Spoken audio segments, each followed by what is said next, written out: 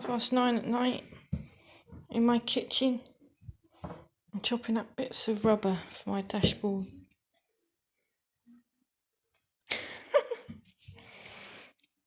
Sort of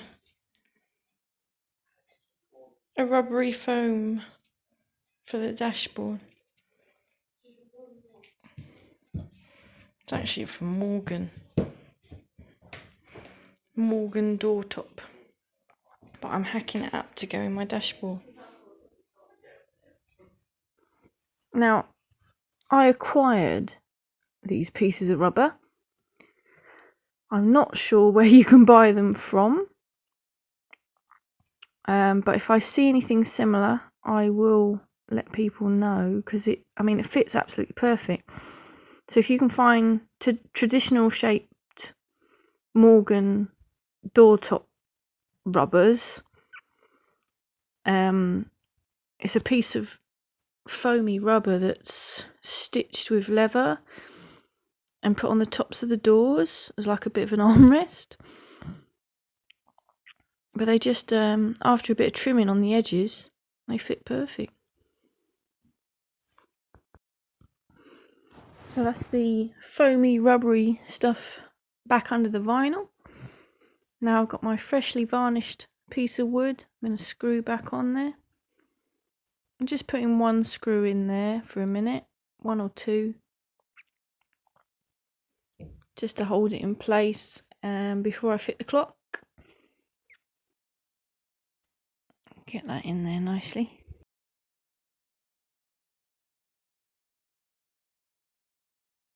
I mean, the clock doesn't work, but it's in there.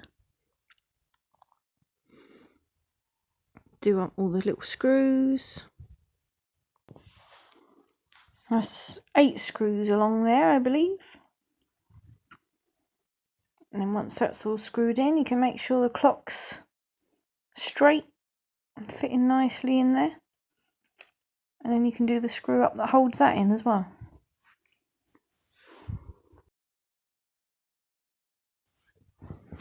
And there we are. Nice shape to it. Looks good. Ta-da!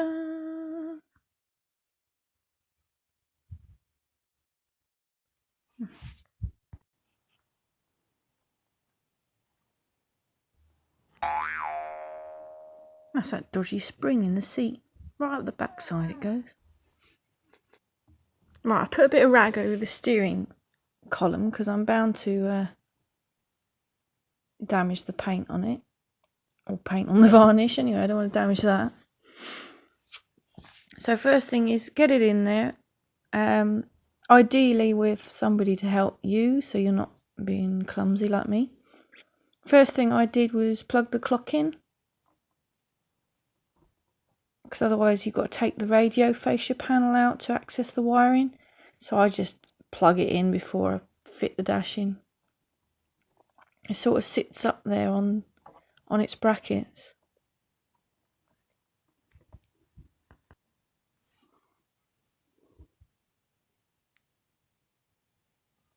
So that funny shaped bolt, well, it's not the bolt, it's the washer that the bolt's on. There's 2 of those, and they go up the middle here. So you've got to become a contortionist of some form to see where you're going to put it. But yeah, the washer's cut so it fits in there.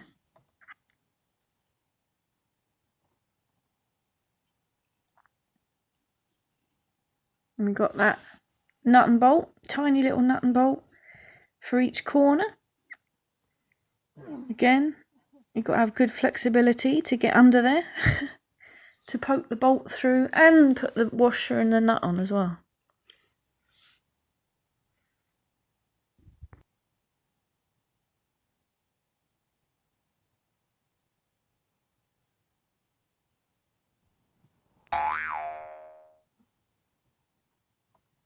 And the steering wheel gets in the way here.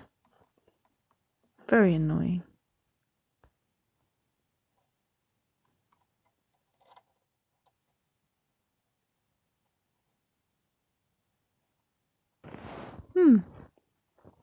feel like I've done this before.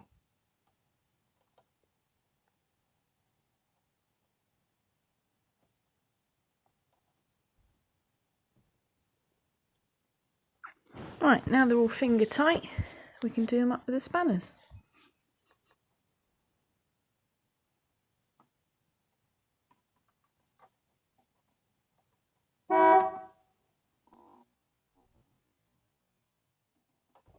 Well, that scared the crap out of me.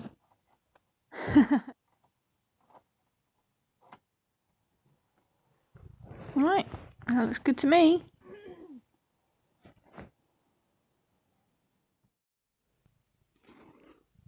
And there we are. Dashboard top is in place. Dash corners are in. I've already put a video out showing my glove box fitment. I'm a bit behind on videos. This should have come first, really. I'm pleased with that. Them Morgan rubber pieces. It's solid and firm, but it's got a squish to it. So if I did headbutt it, I'd probably just bounce off it. Not that I plan to do that. And here's some screenshots of the glove box in place. Right, onto the dash clocks. So I've taken my speedo completely out because it was easy to, and I'm changing the speedo cable as well. So there's my speedo cable. And then to get the speedo out, you had to wind off these little lock nuts, and these little clamp things hold the speedo face into the shrouding. There's a couple of earth leads, don't lose those because they've got to go back on the speedo on the back of it. You know, you'll see it when you take it apart. And also there's another cable which has just disappeared for some reason. There it is. That's for the trip meter. That has to go on it. Another couple of earth leads and the bulb for lighting it up.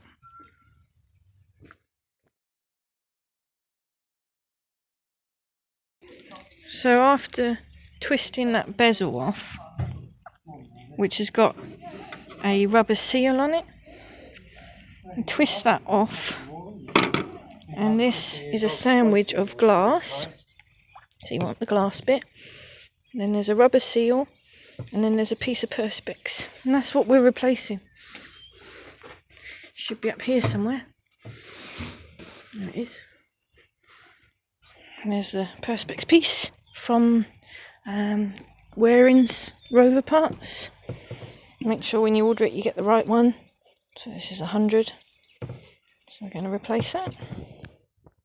I had to be very careful prizing these apart because the glass felt like it was a bit sharp.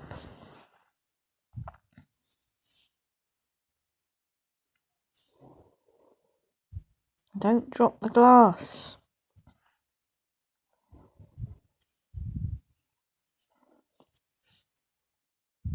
And try not to damage the rubber seal either, because I don't think you can buy those. Now when you come to fit in the new perspex onto this seal and the seal onto the glass, don't make the mistake I did. Don't super glue them together. Not super glue. They actually don't need gluing together at all. Because the new perspex is supposed to have a notch cut at the top. I'll try and show you in these pictures. So watch for the notch. The notch on the new dial was cut down here. But if you look on the old one, it's supposed to be at the top.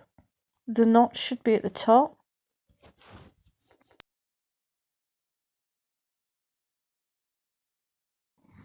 My dad gave me a hand trying to film me putting my speedo dial back in. We didn't film the whole thing. It's just me putting the little retaining clamps on. Don't forget your little earth leads. Can't forget them. Tell you what, putting the speedo cable in, that was a pain. I got Dad to do it in the end.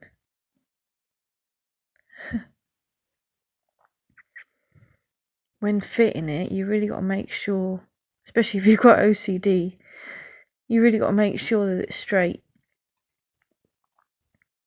It just takes a few tweaks before you tighten it up completely.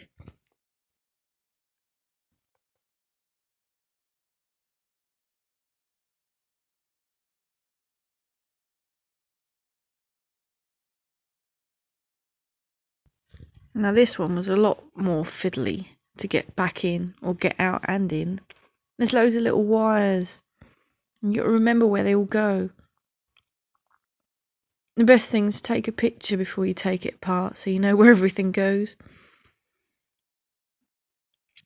This is just a short clip of me attempting to get it back in before having to resort to looking at the camera, to look at the photos, to remember where everything went. There's the photo. Right, now look at that speedo gauge on the left. That's what happens if you use super glue. Thankfully, I managed to get the white stuff off with a bit of WD-40. It did mean taking it all apart again. But they're lovely and clear now, so it was worth it. I hope that's helpful to somebody. Thanks for watching. Bye.